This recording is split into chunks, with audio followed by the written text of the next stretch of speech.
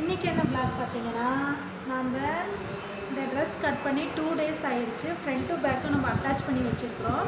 இதில் வந்து நம்ம சைடு மட்டும் ஜாயின் பண்ணால் வேலை முடிஞ்சது. பாருங்கள் கலர் எப்படி நான் தைச்சிருக்கேன், குட்டி குட்டி டிசைன்லாம் வச்சு தைச்சிருக்கேன். பாருங்கள் எப்படி இருக்குதுன்னு சொல்லுங்கள். இது வந்து நம்ம சைடு ஜாயின் பண்ணால் அதோட வேலையே முடிஞ்சுதுங்க. அப்புறம் பார்த்திங்கன்னா கீழ்பட்டு வந்து நான் குட்டி குட்டி மடிப்பு எடுத்து அயன் பண்ணி நான் எடுத்து வச்சுருக்கிறேன். பாருங்கள் எவ்வளோ அழகாக இருக்குதுன்னு. இதுக்கு இன்னொன்று பார்த்திங்கன்னா நான் லைனிங்கோடு அட்டாச் பண்ணி வச்சுருக்கிறேன்.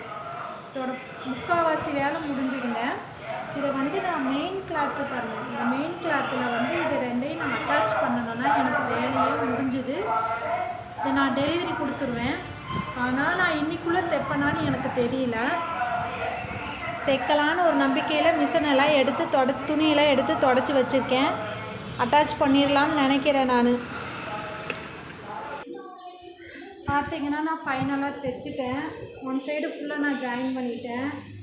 இந்த சைடு இன்னும் ஜாயின் பண்ணலை. இன்றைக்கி என்னால் தைக்க முடியல.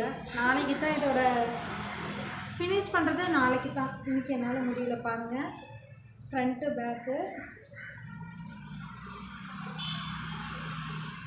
அடுத்த வீடியோவில் தான் நான் இதை ஃபினிஷ் பண்ணி உங்களுக்கு நான் காட்டுவேன். ஸ்டிச்சிங் ஒர்க் இதோட முடிஞ்சுது. இனி நான் பசங்களுக்கு வேஷம் போட கிளம்புறேன். பாய்.